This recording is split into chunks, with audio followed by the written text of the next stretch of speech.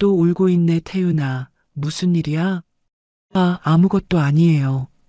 매일 같은 시간, 같은 자리에 앉아 조용히 눈물을 훔치던 소년.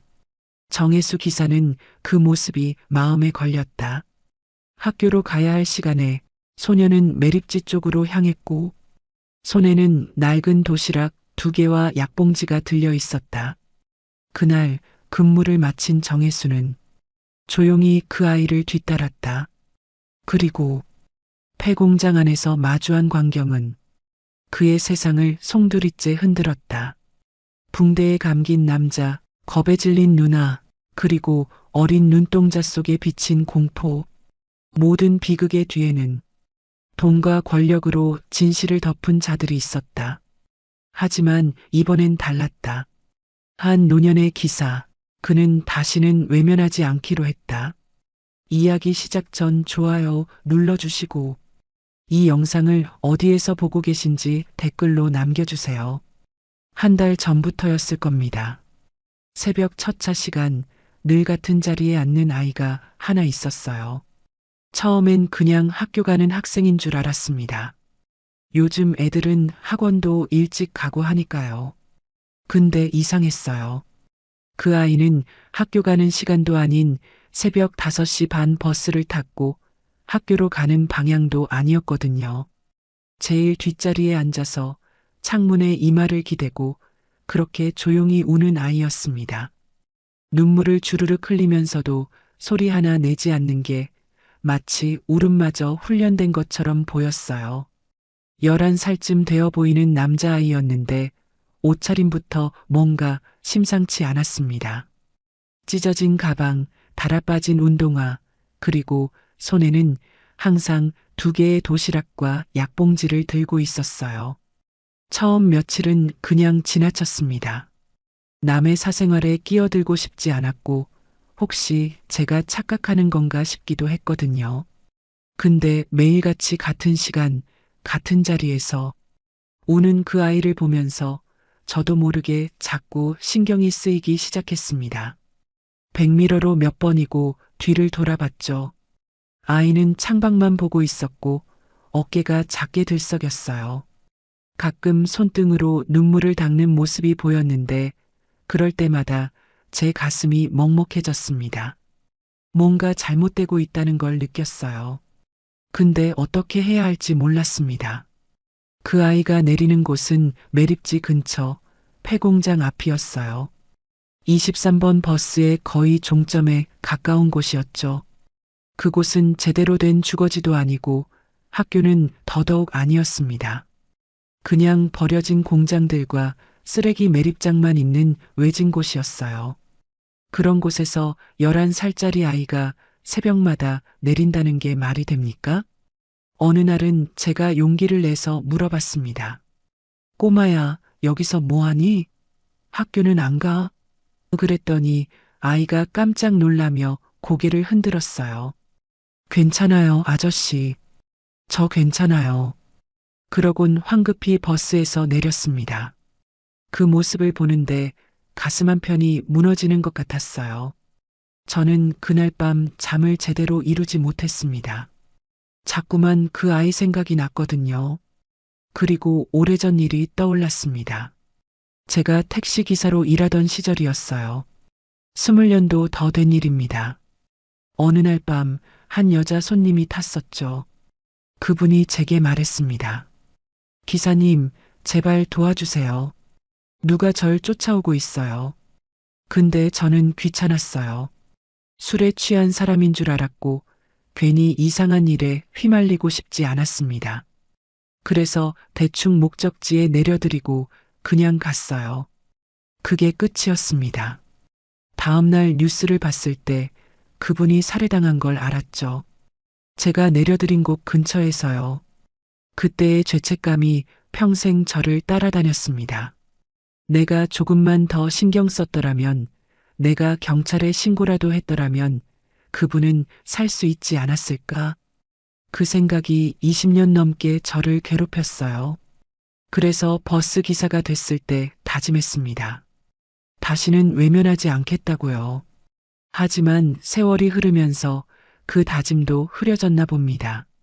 매일 수백 명의 손님을 태우고 내리면서 저도 모르게 무뎌졌던 거죠. 근데 그 우는 아이를 보면서 다시 그때 그 죄책감이 살아났습니다.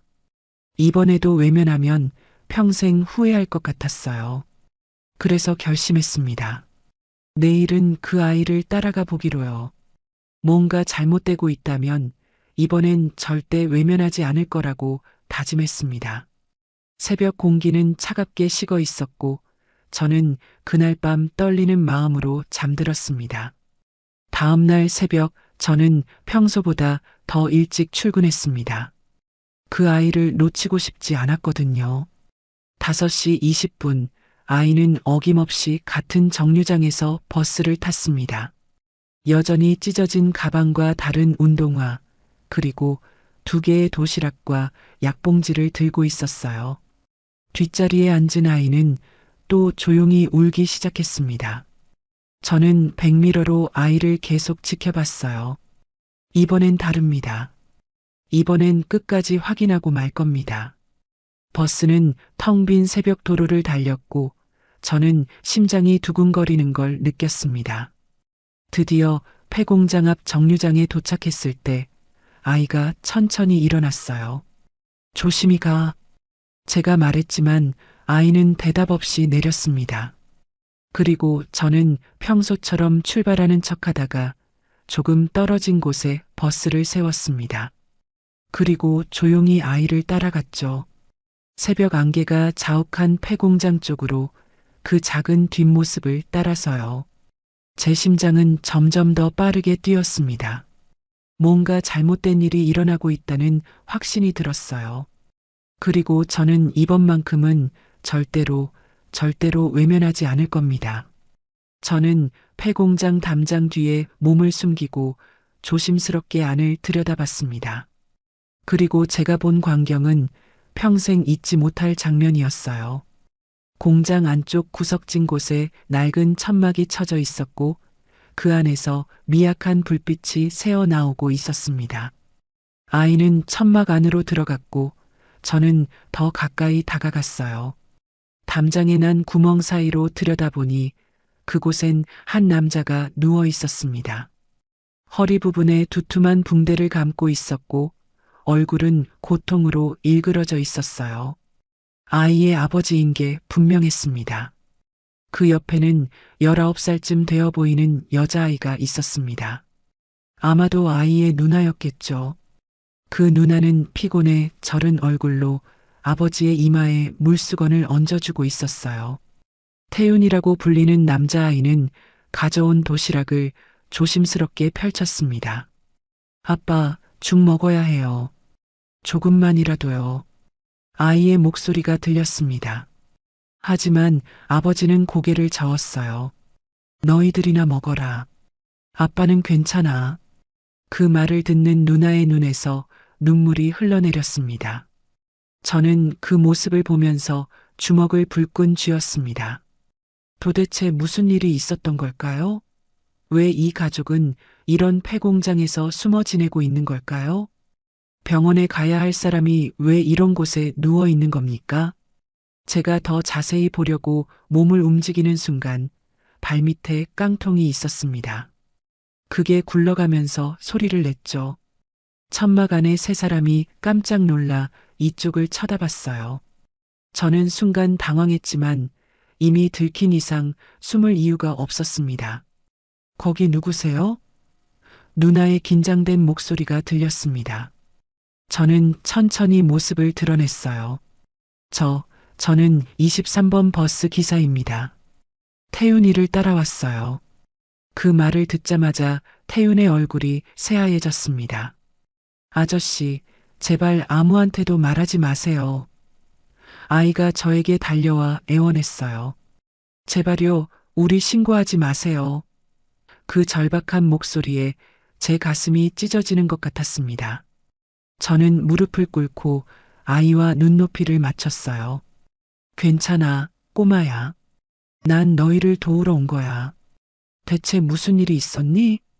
제 말에 누나가 경계하는 눈빛으로 저를 바라봤습니다.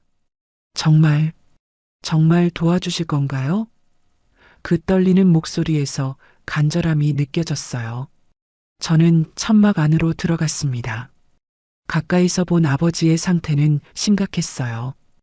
허리뿐만 아니라 다리에도 붕대가 감겨 있었고 얼굴색은 창백했습니다. 병원에 가셔야 합니다. 당장요. 제가 말했지만 아버지는 고개를 저었어요.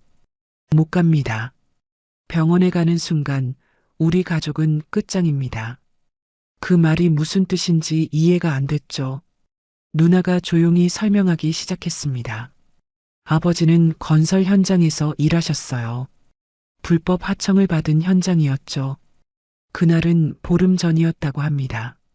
아버지는 평소처럼 공사 현장에서 일하고 계셨대요.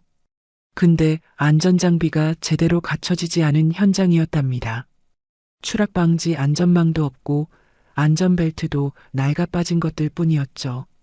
그날 오후 3층 높이에서 작업을 하시던 아버지가 발을 헛디뎠습니다. 낡은 안전벨트가 끊어지면서 그대로 추락했대요.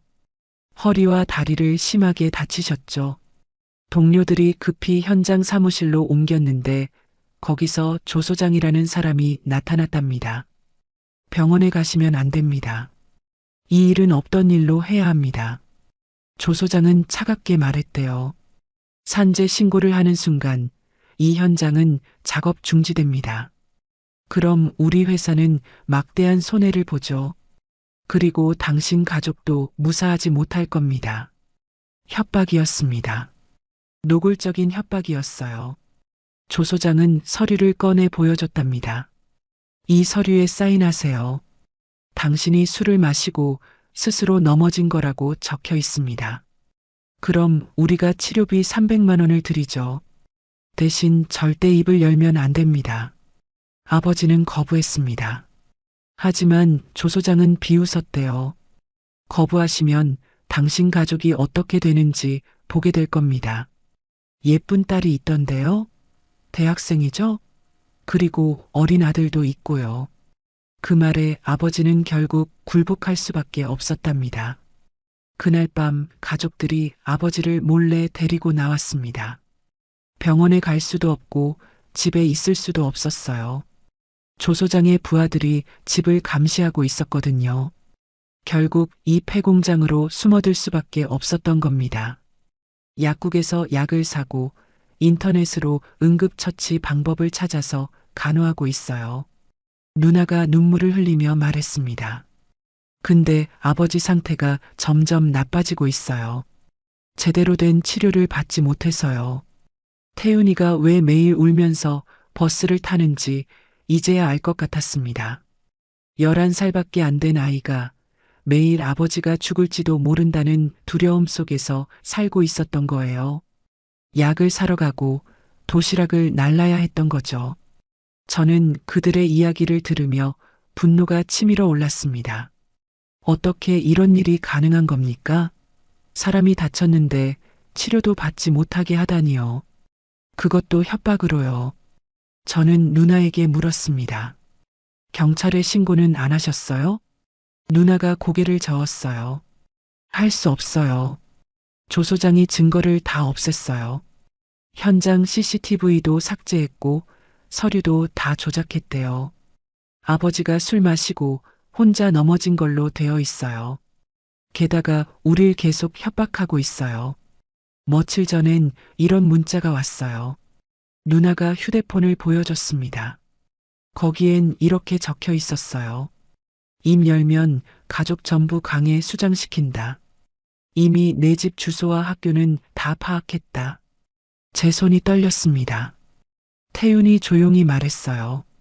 아저씨, 우리 어떻게 해야 해요? 아빠가 죽을 것 같아요. 그 작은 목소리에 담긴 절망감이 제 가슴을 후벼 팠습니다. 저는 그 순간 20년 전 외면했던 그 여자 승객의 얼굴이 떠올랐어요. 기사님, 제발 도와주세요. 그분의 마지막 말이 귓가에 울렸습니다. 저는 그때 외면했습니다. 그리고 그분은 돌아가셨죠. 하지만 이번엔 다릅니다. 절대로 절대로 외면하지 않을 겁니다. 저는 세 사람을 똑바로 쳐다봤어요. 제가 도와드리겠습니다. 반드시요. 그 말에 누나의 눈에서 희망의 빛이 반짝였습니다. 하지만 동시에 불안함도 보였어요. 정말 괜찮으실까요? 조 소장은 정말 무서운 사람이에요. 저는 고개를 끄덕였습니다. 괜찮습니다. 저도 예전엔 비겁한 사람이었어요. 하지만 이번엔 다릅니다. 저는 제 오래된 휴대폰을 꺼내 그들의 모습을 사진으로 찍었습니다. 증거가 필요했거든요. 그리고 아버지께 여쭤봤습니다. 현장에서 같이 일하셨던 분들 연락처 있으신가요? 그분들이 증언해 주시면 도움이 될 텐데요. 아버지가 힘없이 대답했어요. 다들 겁에 질려 있습니다.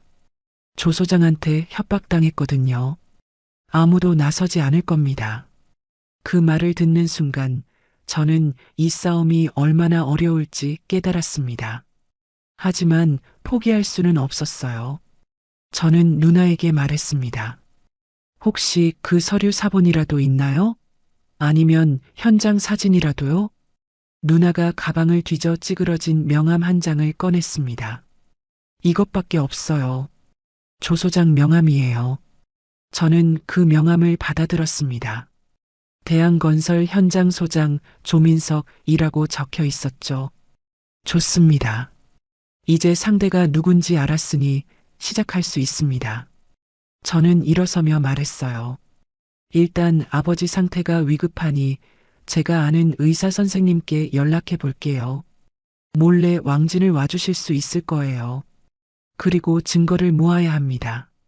태윤이가 제 손을 꼭 잡았습니다. 아저씨, 정말 고마워요. 그 작은 손의 온기가 제 마음을 더 단단하게 만들었어요. 저는 다짐했습니다. 이 아이들을, 이 가족을 반드시 구하겠다고요. 폐공장을 나서며 저는 하늘을 올려다봤습니다. 새벽 해가 떠오르고 있었어요. 저는 중얼거렸습니다. 이번엔 절대 외면하지 않는다. 그리고 그 순간 제 안에 잠들어 있던 무언가가 깨어나는 걸 느꼈습니다. 그날 오후 저는 약국을 찾아갔습니다. 폐공장 근처에 있는 작은 약국이었어요. 태윤이가 약을 사던 곳이라고 했거든요. 약국 문을 열고 들어가니 40대 후반쯤 되어 보이는 여자분이 계셨습니다. 어서 오세요. 약사 선생님이 미소를 지으며 인사했어요. 저는 조심스럽게 물었습니다. 혹시 11살쯤 되는 남자아이가 자주 오지 않나요? 소화제랑 진통제를 사가는. 그 말에 약사 선생님의 얼굴이 굳어졌습니다. 약사 선생님, 이름은 박인숙이라고 하셨는데 그분도 태윤이를 걱정하고 계셨답니다. 처음엔 소화제만 사갔어요. 근데 점점 진통제, 소염제, 붕대까지 사가더라고요. 처방전도 없이요. 그 아이 눈빛을 보니 안 줄 수가 없었어요. 인숙 씨가 계속 말했습니다. 한 번은 제가 물어봤죠. 그랬더니 이 악질 같은 인간들이 들이닥쳤어요. 조 소장이라고 하던데 그 인간이 부하 둘을 데리고 와서 협박했죠. 그의 일에 끼어들지 마. 약도 팔지 말고 경찰에 신고도 하지 마.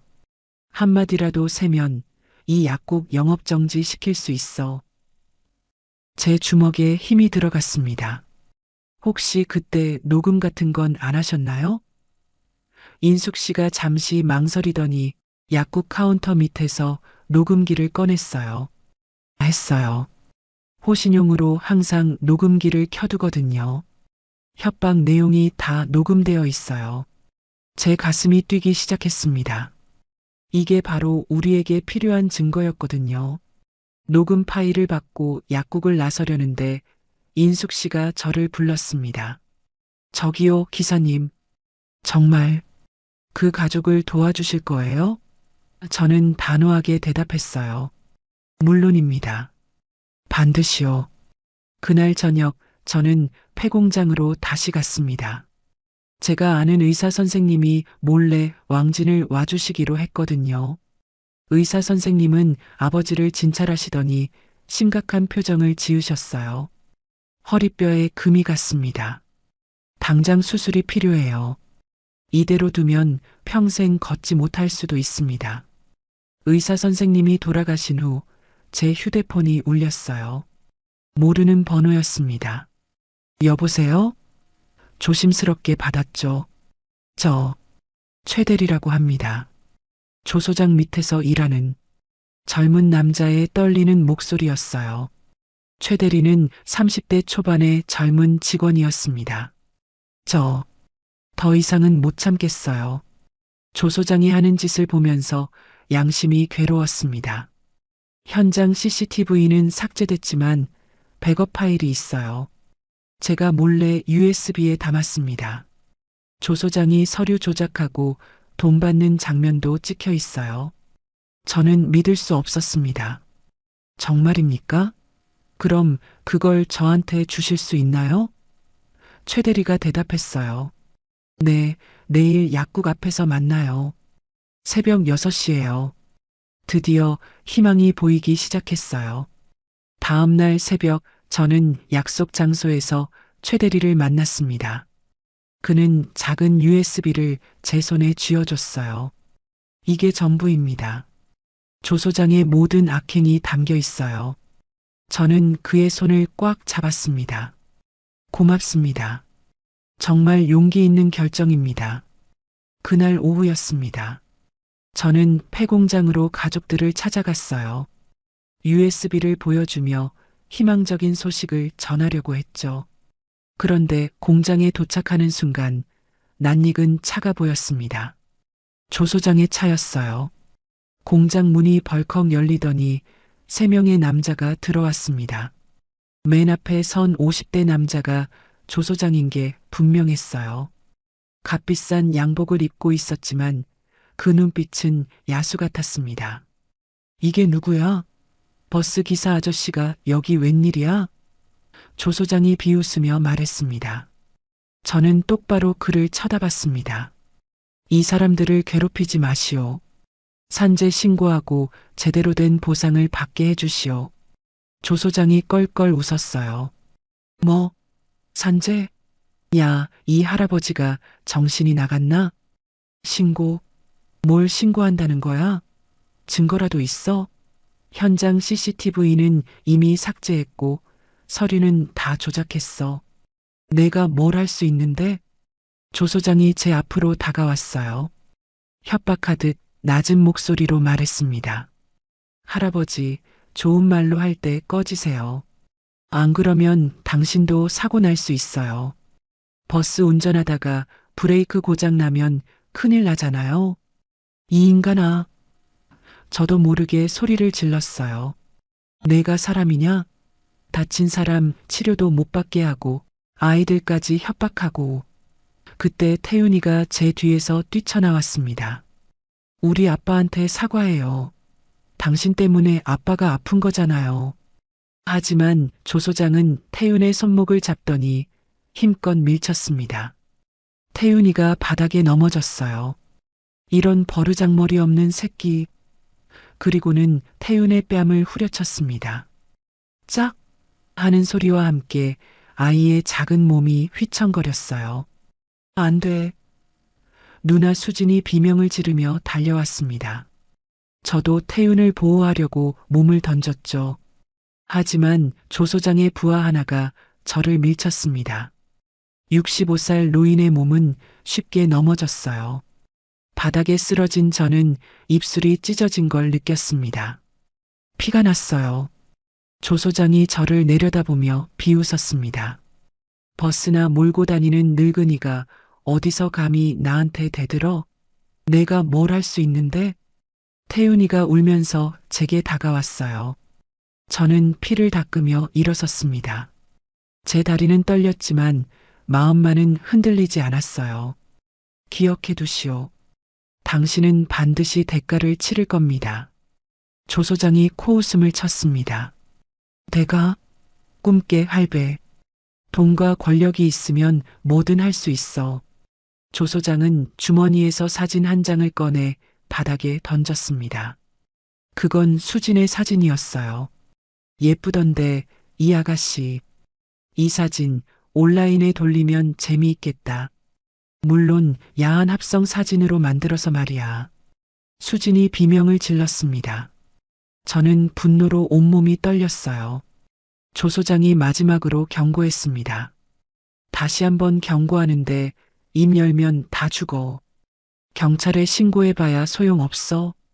증거도 없고 증인도 없으니까. 그리고는 부하들과 함께 공장을 나갔습니다. 태윤이가 제 손을 잡고 울었어요. 아저씨, 미안해요. 저는 아이의 머리를 쓰다듬었습니다. 아니야, 태윤아. 내 잘못이 아니야. 나쁜 건 저 인간들이야. 수진이 물수건을 가져왔습니다. 입술이 많이 찢어졌어요. 저는 그날 밤 집으로 돌아와서도 잠을 이룰 수 없었습니다. 조 소장의 그 비열한 얼굴이 계속 떠올랐거든요. 하지만 포기할 수는 없었습니다. 저는 녹음기를 꺼내 인숙 씨가 준 파일을 들었습니다. 이건 분명한 협박의 증거예요. 그리고 USB도 있습니다. 이 두 가지만 있으면 조 소장을 무너뜨릴 수 있어요. 저는 다짐했습니다. 이번엔 절대 외면하지 않겠다고요. 반드시 저 악마 같은 인간을 응징하겠다고요. 제 주먹이 불끈 쥐어졌습니다. 다음 날 저는 최 대리에게서 다시 전화를 받았습니다. 기사님, 조 소장이 뭔가 눈치챈 것 같아요. 오늘 회사에서 계속 저를 의심하는 눈빛으로 쳐다보더라고요. 그의 목소리에는 공포가 묻어 있었습니다. 괜찮습니다. USB는 이미 안전하게 보관했으니까요. 제가 안심시켰지만 최 대리는 여전히 불안해했어요. 조 소장이 오늘 회의에서 이상한 말을 했어요. 배신자는 반드시 대가를 치른다고요. 마치 저를 보고 하는 말 같았어요. 저는 최 대리가 위험할 수도 있다고 생각했습니다. 당분간 조심하세요. 혹시 위험하다고 느끼시면 즉시 연락 주세요. 전화를 끊고 나서도 불안한 마음이 가시지 않았어요. 최 대리는 용기를 내서 옳은 일을 하려는 사람인데 그가 다치면 안 되니까요. 그날 저녁 저는 USB의 내용을 확인하기 위해 인숙 씨의 약국으로 갔습니다. 우리는 사무실 문을 잠그고 컴퓨터에 USB를 꽂았어요. 화면에 영상이 재생되기 시작했습니다. 첫 번째 영상은 사고 당일이었어요. 태윤이 아버지가 3층 높이에서 추락하는 장면이 선명하게 찍혀 있었습니다. 안전벨트가 끊어지는 순간 아버지의 몸이 그대로 떨어졌죠. 그 장면을 보는 제 가슴이 먹먹해졌습니다. 두 번째 영상은 더 충격적이었어요. 조 소장이 현장 사무실에서 서류를 조작하는 장면이었습니다. 이렇게 쓰면 돼. 근로자 본인이 음주 상태로 작업 중 부주의로 추락함 이렇게. 옆에 있던 직원이 망설이며 말했어요.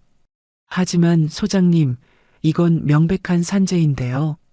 조 소장이 책상을 탁 치며 소리쳤습니다. 산재로 신고하면 공사가 중단돼. 우리 회사가 받을 손해가 얼마인 줄 알아? 그냥 조용히 처리하는 거야. 알았어? 그 직원이 고개를 숙였어요. 바로 최 대리였습니다. 세 번째 영상은 더욱더 결정적이었어요. 조 소장이 누군가와 만나 돈 봉투를 주고받는 장면이었습니다. 이번에도 잘 부탁하네. 서류는 자네가 알아서 처리해줘. 그럼 다음에도 우리 회사를 쓰겠지? 상대방은 공무원처럼 보이는 사람이었어요. 뇌물수수 현장이었습니다. 이거면 충분합니다. 저는 확신에 찬 목소리로 말했어요. 인숙 씨도 고개를 끄덕였습니다. 이 정도면 조 소장은 끝이에요. 형사처벌까지 받을 거예요. 우리는 희망을 느꼈습니다. 드디어 정의를 실현할 수 있겠구나 하는 희망이었죠. 그런데 바로 그 순간이었습니다. 제 휴대폰이 울렸어요. 최 대리였습니다. 기사님, 큰일 났어요. 조 소장이 제 사무실을 뒤지고 있어요. USB를 찾고 있어요. 그의 목소리가 다급했습니다. 지금 어디세요? 제가 물었습니다. 화장실에 숨어 있어요. 근데 곧 들킬 것 같아요. 조 소장이 미친 듯이 날뛰고 있어요. 그 새끼 어디 있어? 당장 찾아내. 이러면서요. 저는 급히 말했습니다. 일단 회사에서 나오세요. 안전한 곳으로 피하세요. 전화를 끊자마자 또 다른 전화가 걸려왔습니다. 이번엔 태윤이었어요. 아저씨, 조 소장 부하들이 또 왔어요. 이번엔 우리를 찾고 있어요. 어떻게 해요? 제 심장이 빠르게 뛰었습니다. 상황이 급박하게 돌아가고 있었어요. 태윤아, 누나랑 아빠랑 함께 공장 뒤편으로 숨어. 내가 금방 갈게. 저는 인숙 씨를 쳐다봤어요. 빨리 가야 할 것 같아요. 인숙 씨가 차 열쇠를 집어들었습니다. 제가 운전할게요. 빨리 가요. 우리는 급히 약국을 나와 차에 올라탔습니다. 폐공장으로 가는 길, 저는 계속 최 대리에게 전화를 걸었지만 받지 않았어요. 불길한 예감이 들었습니다. 혹시 최 대리가 조 소장에게 붙잡힌 건 아닐까요? 공장에 도착했을 때 다행히 조 소장 부하들은 이미 떠난 후였습니다. 태웅과 수진 그리고 아버지는 공장 뒤편 컨테이너 안에 숨어 있었어요. 아저씨, 태윤이 제게 달려왔습니다. 무서웠어요. 저 사람들이 우릴 찾으면서 막 소리치고 그랬어요. 수진이 떨리는 목소리로 말했어요. 조 소장 부하들이 협박했어요. 너희 집 주소 다 알아냈다. 숨어봐야 소용없다고요. 정말 무서웠어요. 저는 그들을 안심시켰습니다. 괜찮아요. 이제 곧 모든 게 끝날 거예요. 하지만 제 마음속은 불안했습니다. 최 대리와 연락이 안 되고 있었거든요. 저는 계속 전화를 걸었지만 그는 받지 않았어요. 1시간쯤 지났을까요? 드디어 최 대리에게서 전화가 왔습니다. 기사님, 그의 목소리는 겁에 질려 있었어요. 조 소장한테 들켰어요. 제가 USB를 빼돌린 걸 알았어요. 제 가슴이 철렁 내려앉았습니다. 지금 어디세요? 괜찮으세요? 최 대리가 힘없이 대답했어요. 경찰서 앞이에요. 조 소장이 절 폭행하려고 했는데 제가 경찰서로 도망쳤어요. 잘했어요. 거기 계세요. 제가 지금 갈게요. 저는 인숙 씨에게 부탁했습니다. 여기 계시면서 이 가족들 좀 지켜주세요. 저는 최 대리를 데리러 가야 할 것 같아요. 인숙 씨가 고개를 끄덕였어요. 경찰서로 가는 택시 안에서 저는 계획을 세웠습니다. 이제 더 이상 미룰 수 없어요. 내일 당장 이 USB와 녹음 파일을 경찰에 제출해야 합니다. 그리고 언론에도 제보해야 해요. 조 소장이 손 쓸 틈을 주면 안 됩니다. 경찰서 앞에 도착하니 최 대리가 벤치에 앉아 있었습니다. 그의 얼굴에는 멍이 들어 있었고 옷은 찢어져 있었어요. 최 대리님, 제가 다가가자 그가 고개를 들었습니다. 눈에는 눈물이 고여 있었어요. 죄송해요, 기사님. 제가 조심하지 못해서. 조 소장이 회사에서 저를 불러내더니 갑자기 때리기 시작했어요. 배신자 새끼, 내가 감히 회사 기밀을 빼돌려? 하면서요. 최 대리의 목소리가 떨렸습니다. 저는 그의 어깨를 다독였습니다. 괜찮아요. 당신은 용감했어요. 옳은 일을 했습니다. 최 대리가 고개를 저었어요. 용감한 게 아니에요. 그냥 더 이상 비겁하게 살고 싶지 않았어요. 아버지가 산재로 돌아가셨을 때 아무도 도와주지 않았거든요. 그때 제 자신이 너무 한심했어요. 그래서 이번에는 다짐했어요. 누군가 도움이 필요할 때 나는 절대 외면하지 않겠다고요. 설령 제가 손해를 보더라도요. 최 대리의 말을 듣는 제 가슴이 뭉클했습니다. 이 젊은이는 정말 훌륭한 사람이에요. 최 대리님, 당신 덕분에 우리가 이길 수 있을 것 같아요. 당신이 준 USB, 그게 결정적인 증거예요. 제 말에 최 대리가 희미하게 웃었습니다. 정말요? 그럼 다행이에요. 이 맞은 것도 의미가 있네요. 우리는 함께 폐공장으로 돌아갔습니다. 그곳에는 인숙 씨와 태윤이 가족이 기다리고 있었어요. 최 대리를 본 태윤이가 물었습니다. 아저씨, 다친 거예요? 최 대리가 아이의 머리를 쓰다듬었어요. 괜찮아. 이 정도는 아무것도 아니야. 그날 밤 우리 5명은 공장에서 함께 밤을 보냈습니다. 내일이면 모든 게 결정될 거예요. 조 소장을 무너뜨릴 수 있을지 아니면 우리가 패배할지. 하지만 저는 확신했습니다. 우리가 이길 거라고요. 왜냐하면 우리에게는 진실이 있으니까요. 그리고 정의를 향한 용기가 있으니까요. 저는 잠들기 전 중얼거렸습니다. 내일이면 모든 게 끝난다. 다음 날 새벽 저는 계획을 실행에 옮기기로 했습니다. 먼저 해야 할 일은 증거를 안전하게 보관하는 것이었어요. USB와 녹음 파일을 여러 곳에 백업해 두어야 했습니다. 혹시 모를 상황에 대비해서요. 인숙 씨가 제안했습니다. 제 조카가 변호사예요. 노동법 전문 변호사거든요. 한번 연락해 볼까요? 저는 고개를 끄덕였어요. 그럼 정말 큰 도움이 될 것 같아요. 인숙 씨는 즉시 전화를 걸었습니다. 1시간 후 인숙 씨의 조카 변호사가 폐공장으로 왔습니다. 30대 중반의 여성 변호사였어요. 이모, 오랜만이에요. 그리고 이분들이 변호사는 우리를 둘러보며 인사했습니다. 저는 김지원 변호사입니다. 이모한테 대강 들었어요. 산재 은폐 사건이라고요. 우리는 그녀에게 모든 상황을 설명했습니다. USB 영상도 보여주고 녹음 파일도 들려줬어요. 김 변호사는 심각한 표정으로 고개를 끄덕였습니다. 이 정도면 충분히 승소할 수 있어요. 산재 은폐, 서류 조작, 협박, 폭행, 뇌물수수까지. 조 소장은 여러 죄목으로 처벌받을 거예요. 제가 무료로 변론해드리겠습니다. 김 변호사의 말에 수진이 눈물을 흘렸어요. 정말 감사합니다. 하지만 김 변호사는 경고했습니다.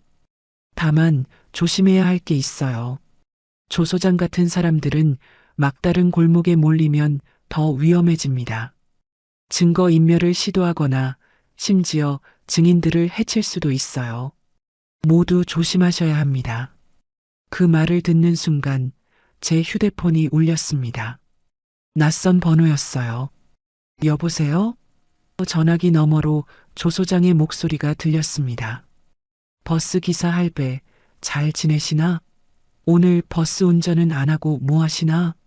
제 등골이 오싹해졌습니다. 조 소장이 어떻게 제 번호를 알았을까요? 무슨 용건이요? 제가 차갑게 물었습니다. 조 소장이 비웃었어요. 용건? 간단해. 그 USB 돌려받고 싶어서. 그리고 입 다물고 있으면 돈 좀 줄게. 5천만 원 어때? 거절하겠소. 제가 단호하게 말했습니다. 조 소장의 목소리가 차갑게 변했어요. 그래. 그럼 어쩔 수 없지. 할배, 후회할 거야. 너 손주들 있다며? 예쁜 손주 딸이 초등학교 다니던데? 협박이었습니다. 제 손주까지 건드리겠다는 협박이었어요. 제 손이 부들부들 떨렸습니다. 분노 때문이었어요. 감히 내 손주를. 조 소장이 말을 끊었습니다. 내 말 명심해. 오늘 저녁 6시까지 USB 가져와. 안 그러면 내 가족들이 어떻게 되는지 보게 될 거야. 그리고 전화가 끊어졌습니다. 김 변호사가 물었습니다. 무슨 전화였어요? 저는 떨리는 목소리로 대답했습니다. 조 소장이었어요. 제 손주까지 협박하더군요. 김 변호사의 얼굴이 굳어졌어요. 지금 당장 경찰에 신고해야 합니다. 이건 명백한 협박죄예요. 우리는 즉시 경찰서로 향했습니다. 경찰서에 도착해서 모든 증거를 제출했어요.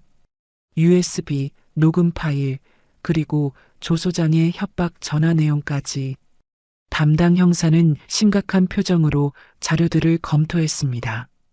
이 정도면 충분합니다. 긴급 체포 영장을 신청하겠습니다. 형사가 말했어요. 조 소장과 그 부하들을 모두 체포하겠습니다. 다만 시간이 좀 걸릴 수 있어요. 오늘 안으로 영장이 나올 겁니다. 경찰서를 나오면서 김 변호사가 말했습니다. 이제 언론에도 알려야 해요. 여론의 힘을 빌려야 합니다. 제가 아는 기자에게 연락해 볼게요. 저는 고개를 끄덕였어요. 이제 모든 것을 공개할 때가 온 거예요. 점심때쯤 김 변호사가 아는 기자가 폐공장으로 왔습니다. 지역 방송국의 탐사보도팀 기자였어요. 안녕하세요. 저는 박준영 기자입니다. 김 변호사님한테 연락받고 왔어요. 우리는 박 기자에게도 모든 이야기를 들려줬습니다. 박 기자는 열심히 메모를 하며 들었어요. 이건 정말 큰 사건이네요. 대기업의 불법 하청, 산재 은폐, 뇌물수수까지. 이거 특집으로 다뤄야겠어요. 박 기자는 태윤이 가족을 인터뷰했습니다. 수진이 떨리는 목소리로 말했어요. 저희 아버지는 평범한 노동자예요. 성실하게 일했을 뿐인데 사고를 당하고 치료도 못 받고 너무 억울해요. 그녀의 눈에서 눈물이 흘러내렸습니다. 태윤이도 말했어요. 저는 매일 무서웠어요. 아빠가 죽을까봐, 누나가 다칠까봐, 우리 가족이 없어질까봐. 아이의 목소리는 작았지만 그 안에 담긴 고통은 컸습니다. 박 기자는 저도 인터뷰했어요. 왜 이 일에 개입하게 되셨나요? 저는 잠시 생각하다가 대답했습니다. 20년 전에 제가 외면했던 사람이 있었어요. 그분이 돌아가신 후 평생 후회하며 살았죠. 그래서 이번엔 절대 외면할 수 없었습니다. 이 아이의 눈물을 보면서 저는 다짐했어요. 이번엔 끝까지 함께하겠다고.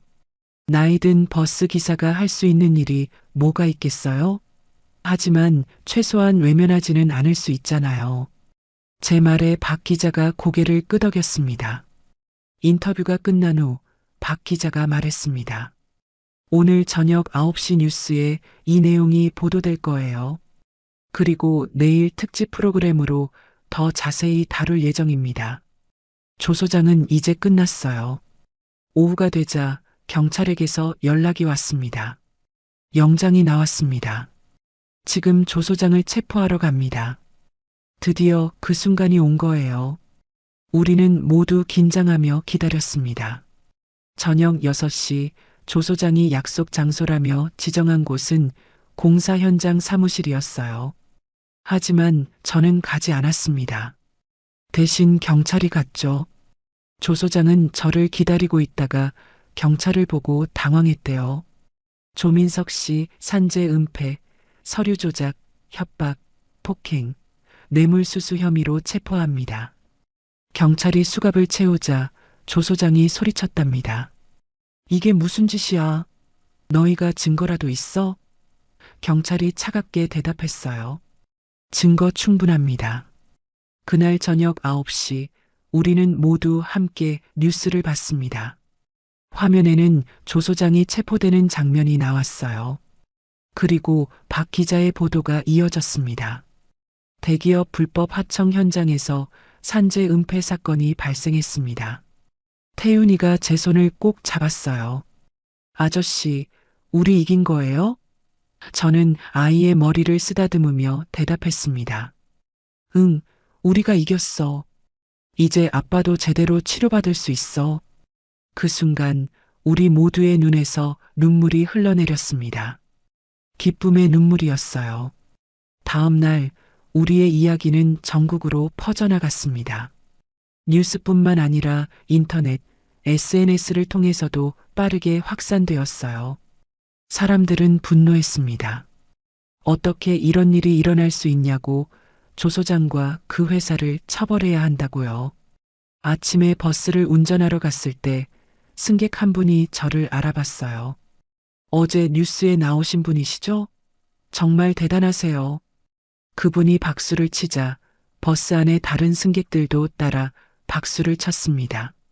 저는 부끄러워서 얼굴이 빨개졌어요.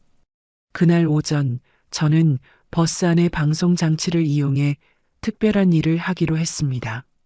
인숙 씨가 준 녹음 파일, 조 소장이 협박하던 그 음성을 버스 방송으로 틀기로 한 거예요. 승객들에게 직접 진실을 들려주고 싶었습니다. 10시쯤 버스가 10,000원이 되었을 때 저는 방송을 켰습니다. 승객 여러분, 잠시 제 이야기를 들어주세요. 그리고 조 소장의 협박 녹음을 틀었어요. 그의 일에 끼어들지 마. 한마디라도 세면 이 약국 영업정지 시킬 수 있어. 버스 안이 조용해졌습니다.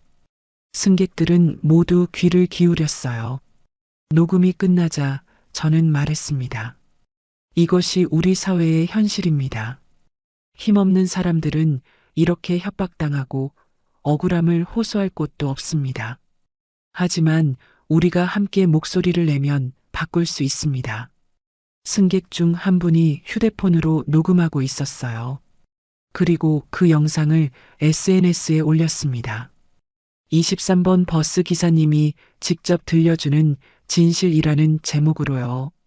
그 영상은 순식간에 퍼져나갔습니다. 조회수가 100만을 넘어섰고 댓글에는 응원의 메시지가 가득했어요. 점심때쯤 제 휴대폰으로 수많은 전화가 걸려왔어요. 언론사들이었습니다.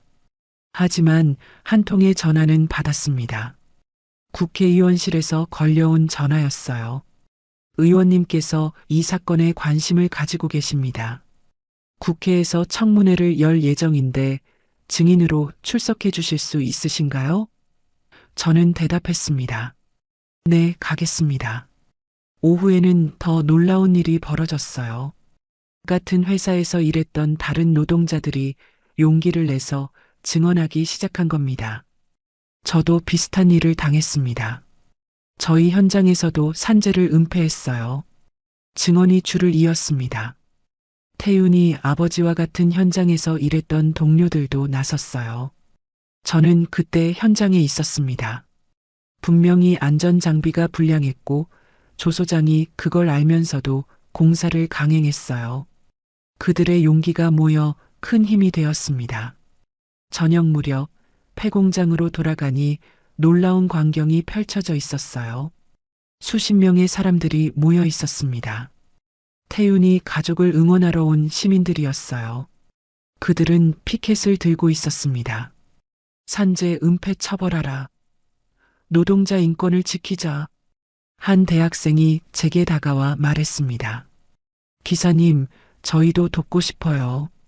온라인 서명 운동을 시작했는데 벌써 10만 명이 넘게 참여했어요. 저는 감동받았습니다. 이렇게 많은 사람들이 관심을 가져주다니요. 그날 저녁 9시 저는 특별한 결정을 했습니다. 김지원 변호사와 박준영 기자의 도움을 받아 기자회견을 열기로 한 거예요. 더 이상 숨을 이유가 없었습니다. 모든 진실을 세상에 알려야 했어요. 기자회견장에는 수십 명의 기자들이 모였습니다.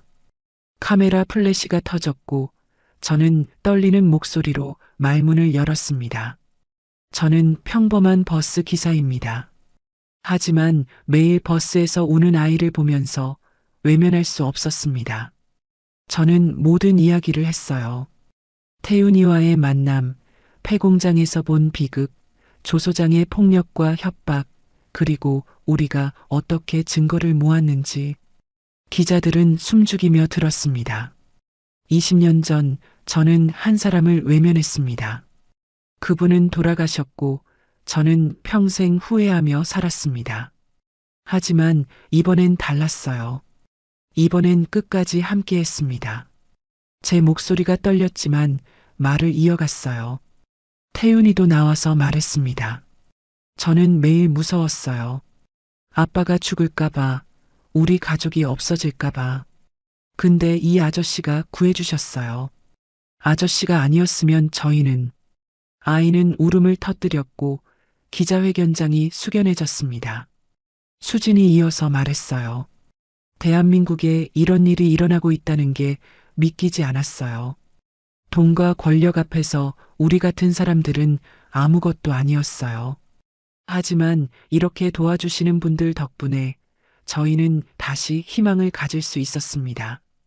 기자회견 영상은 즉시 생중계되었고 전국의 시청자들이 지켜봤습니다. 그날 밤 포털 사이트 실시간 검색어 1위부터 10위까지 모두 이 사건 관련 키워드로 채워졌어요. 다음 날 대형 뉴스가 터졌습니다. 조 소장이 소속된 회사의 대표까지 조사를 받게 된 거예요. USB에 담긴 뇌물수수 영상 때문이었습니다. 그 영상 속 공무원도 함께 체포되었고요. 건설업계 전체를 뒤흔드는 사건이라고 언론은 보도했습니다. 정부에서는 전국의 건설 현장을 전수조사하기로 했어요.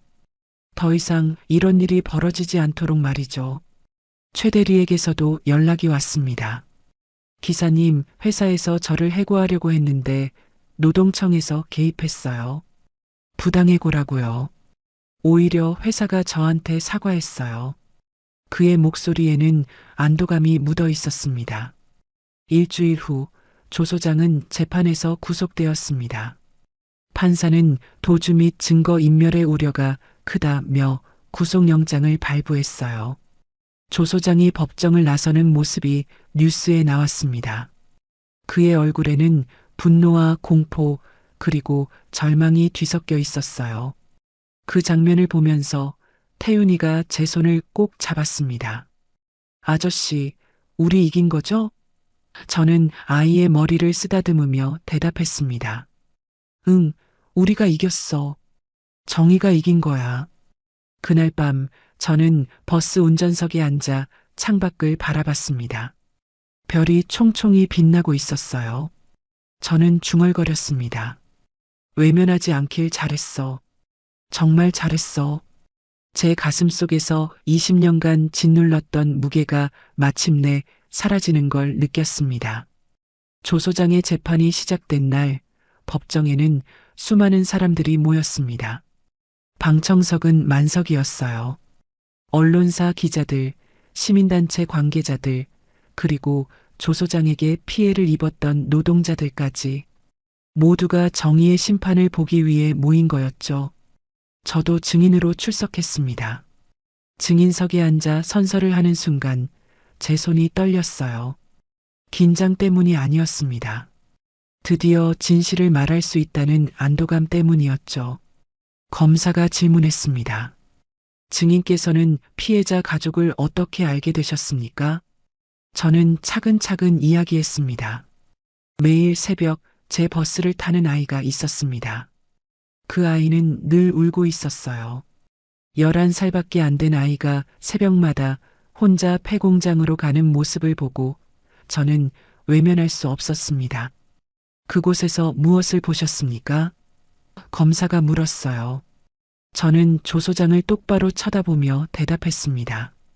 산재를 당한 아버지가 제대로 된 치료도 못 받고 폐공장에 숨어 있었습니다. 조 소장이 협박해서 병원에도 못 가게 했거든요. 조 소장의 변호사가 반박했습니다. 증거가 있습니까? 저는 고개를 끄덕였어요. 있습니다. 녹음 파일과 CCTV 영상이 있습니다. 법정에 영상이 재생되었습니다. 조 소장이 서류를 조작하고 돈봉투를 주고받는 장면이 선명하게 나왔어요. 법정이 술렁였습니다. 조 소장의 얼굴이 창백해졌어요. 그는 변호사에게 뭔가 속삭였지만 변호사도 난처한 표정을 지을 뿐이었습니다. 증거가 너무나 명백했으니까요. 다음 증인은 최 대리였습니다. 그는 떨리는 목소리로 증언을 시작했어요. 저는 조 소장 밑에서 3년간 일했습니다. 그동안 수많은 불법을 목격했습니다. 산재 은폐는 일상이었고 서류 조작도 빈번했습니다. 왜 이제야 증언하십니까? 판사가 물었습니다. 최 대리가 고개를 숙였어요. 부끄럽지만 저도 두려웠습니다. 하지만 11살 아이가 매일 우는 모습을 보고 더 이상 비겁하게 살 수 없다고 생각했습니다. 그의 증언은 계속되었습니다.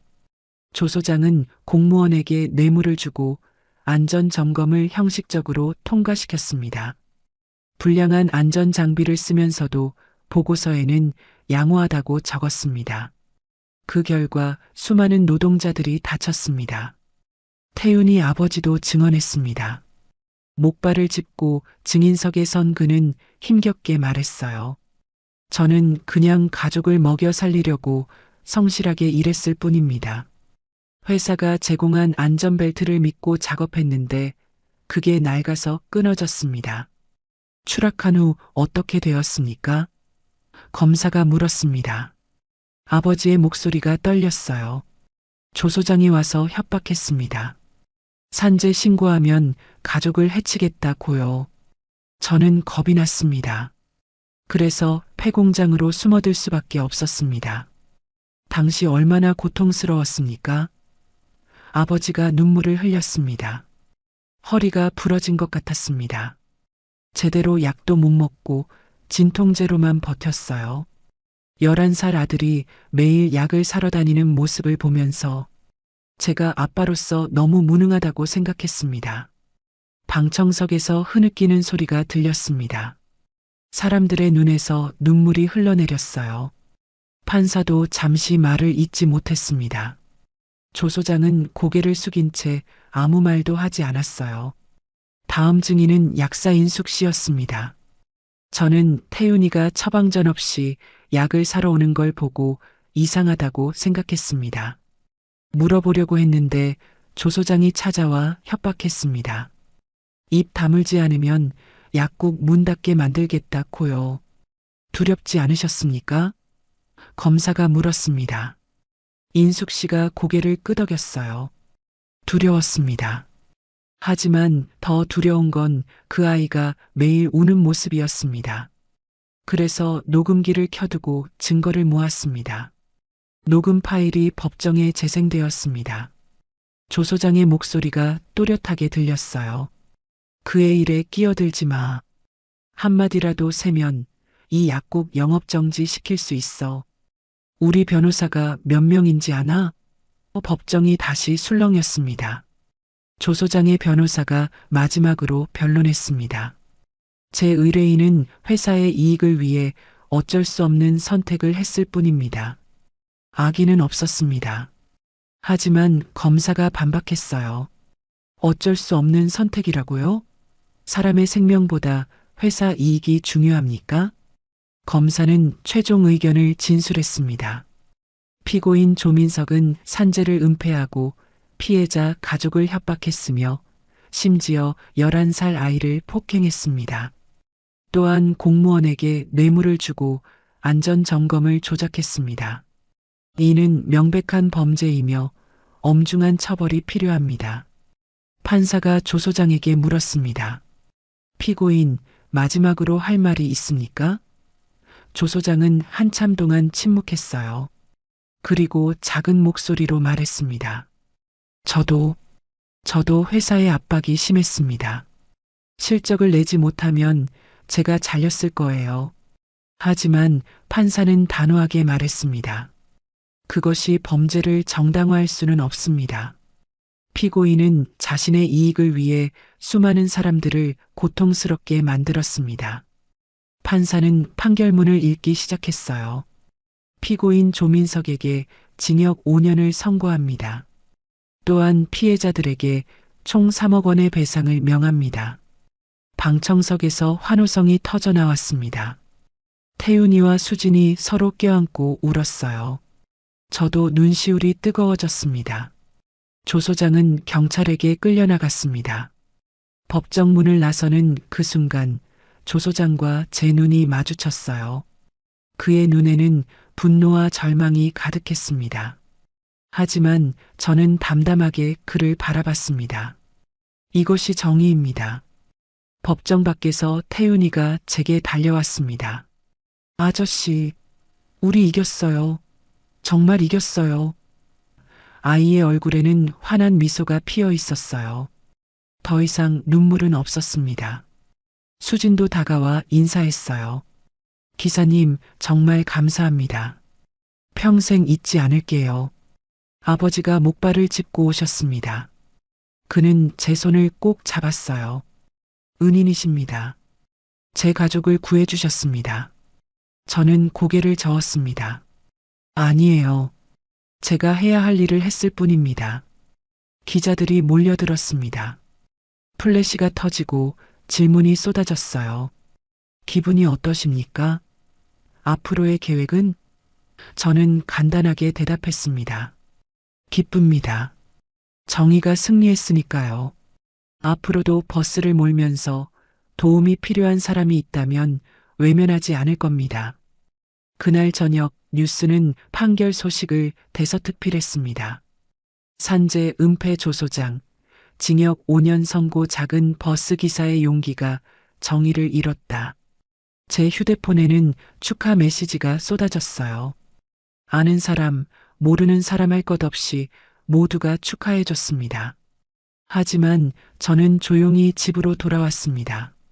거울 앞에 섰어요. 65살의 늙은 버스 기사가 거울 속에 있었습니다. 하지만 그 눈빛은 20년 전과 달랐어요. 더 이상 죄책감으로 흐려지지 않은 맑은 눈빛이었습니다. 저는 거울 속 제 자신에게 말했습니다. 잘했어. 이번엔 정말 잘했어. 그리고 20년 전 그 여자 승객을 떠올렸어요. 이제 용서받을 수 있을까요? 제 눈에서 눈물이 흘러내렸습니다. 하지만 그것은 슬픔의 눈물이 아니었어요. 해방의 눈물이었습니다. 판결 이후 한 달이 흘렀습니다. 태윤이 아버지는 정식으로 산재 인정을 받았고 대형 병원으로 이송되어 제대로 된 수술을 받았어요. 수술은 성공적이었습니다. 의사 선생님은 말했어요. 완전히 회복하려면 시간이 걸리겠지만 다시 걸을 수 있을 겁니다. 병원에 문병을 갔을 때 아버지는 병상에서 환하게 웃으며 말했습니다. 기사님, 오늘 처음으로 목발 없이 몇 걸음 걸었어요. 의사 선생님이 재활만 잘하면 완전히 회복할 수 있대요. 그의 얼굴에는 생기가 돌아와 있었어요. 수지는 대학교에 복학했습니다. 학교에서는 그녀에게 전액 장학금을 지원해 주기로 했어요. 뿐만 아니라 여러 기업과 개인들이 후원금을 보내왔습니다. 너무 많은 도움을 받아서 오히려 부담스러워요. 수진이 말했지만 그녀의 눈에는 감사의 눈물이 고여 있었습니다. 태윤이는 다시 학교에 다니기 시작했어요. 더 이상 새벽 버스를 탈 필요가 없어졌죠. 어느 날 아침 태윤이가 학교 가는 시간에 제 버스를 탔습니다. 아저씨, 태윤이가 환하게 웃으며 인사했어요. 태윤아, 학교 잘 다니고 있어? 제가 물었습니다. 태윤이가 신이 나서 대답했어요. 네, 친구들도 많이 생겼어요. 그리고 선생님이 칭찬해 주셨어요. 제가 용감한 아이래요. 아이의 얼굴에는 더 이상 눈물이 없었습니다. 대신 희망이 가득했어요. 태윤아, 꿈이 뭐야? 제가 물었습니다. 태윤이의 눈이 반짝였어요. 저도 아저씨처럼 사람들을 돕는 사람이 되고 싶어요. 변호사나 경찰관이요. 그래서 힘없는 사람들을 지켜주고 싶어요. 제 가슴이 따뜻해졌습니다. 그래, 넌 분명 훌륭한 사람이 될 거야. 최대리에게서도 좋은 소식이 들려왔습니다. 그는 새로운 회사에 취직했어요. 정직하게 운영되는 건설 회사였습니다. 기사님, 이번 회사는 정말 다릅니다. 안전이 최우선이에요. 여기서 일하면서 자부심을 느껴요. 그의 목소리에는 활기가 넘쳤습니다. 인숙 씨는 시청에서 감사패를 받았습니다. 모범 시민상이었어요. 시상식에 저도 함께 갔습니다. 시장님이 말씀하셨어요. 박인숙 씨는 용기를 내서 부정의에 맞서 싸웠습니다. 이런 분들이 있어 우리 사회가 더 나아질 수 있습니다. 인숙 씨가 소감을 말했어요. 저는 그냥 제가 할 수 있는 일을 했을 뿐입니다. 도움이 필요한 사람을 보면 우리는 외면하지 말아야 합니다. 그게 우리가 사람인 이유니까요. 박수갈채가 터져 나왔습니다. 김지원 변호사는 이 사건을 계기로 노동자 인권센터를 설립했습니다. 산재 피해자들에게 무료 법률 상담을 제공하는 곳이었어요. 개소식 날 김 변호사가 말했습니다. 이곳에서 태윤이 같은 아이들이 더 이상 나오지 않도록 최선을 다하겠습니다. 저도 그곳에 자원봉사자로 등록했습니다. 버스 운전이 없는 날에는 센터에 가서 피해자들의 이야기를 듣고 도움을 연결해주는 일을 했어요.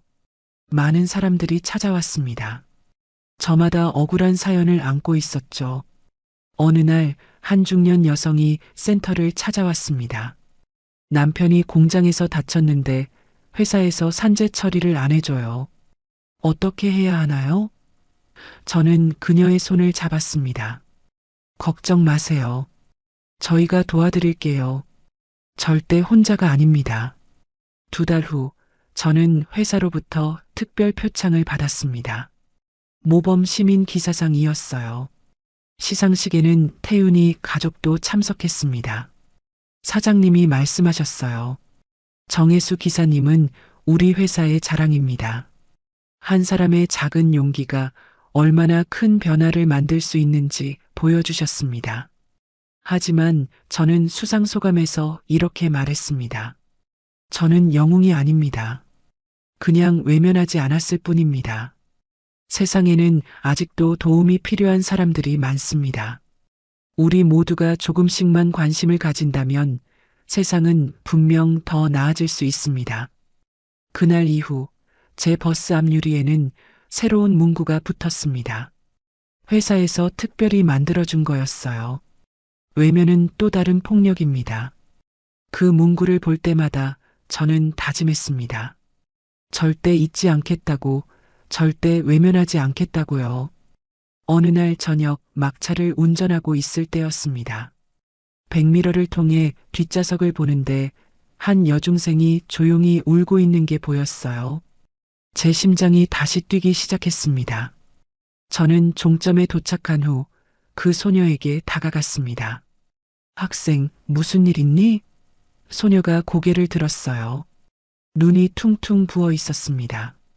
아저씨, 저희 엄마가 직장에서 다치셨는데 회사에서 병원비를 안 내준대요. 또다시 비슷한 사연이었습니다. 저는 소녀 옆에 앉았습니다. 걱정하지 마.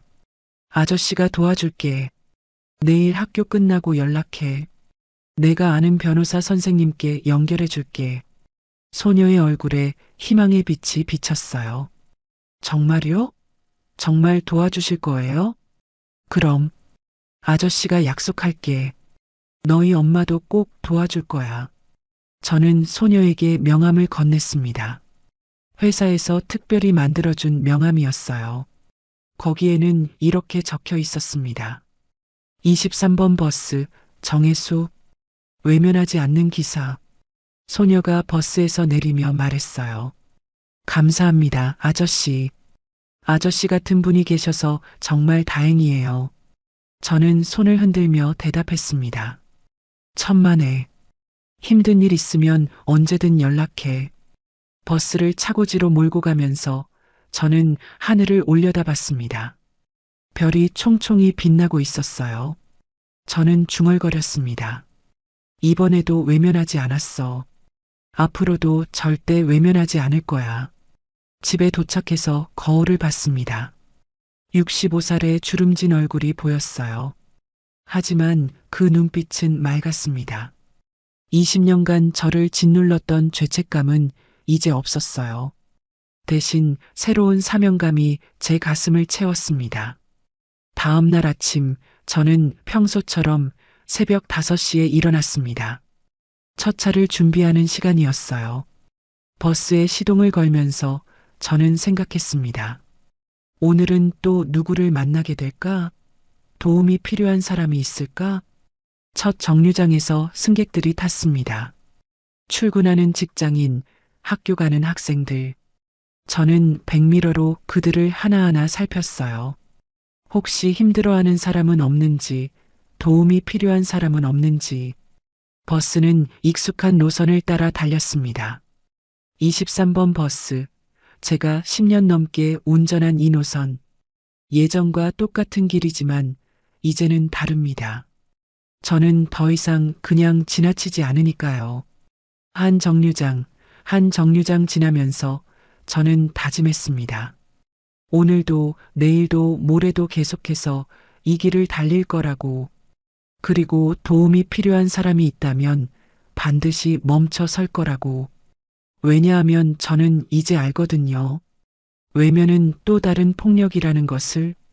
그리고 한 사람의 작은 용기가 누군가의 인생을 완전히 바꿀 수 있다는 것을요. 버스의 엔진음이 고요한 새벽 거리에 울려 퍼졌습니다. 저는 운전대를 꽉 잡고 전진했어요. 해가 떠오르고 있었습니다. 새로운 하루가 시작되는 거예요. 그리고 저는 준비되어 있습니다. 또 다른 누군가를 돕기 위해서요. 여러분, 이 이야기가 마음에 드셨나요? 우리 주변에도 태윤이처럼 도움이 필요한 사람들이 있을 거예요. 그들을 외면하지 말아주세요. 여러분의 작은 관심과 용기가 누군가의 인생을 바꿀 수 있습니다. 이 영상이 도움이 되셨다면 구독과 좋아요 부탁드려요. 그리고 댓글로 여러분의 생각을 나눠주세요. 여러분도 비슷한 경험이 있으신가요? 함께 이야기 나눠요. 감사합니다.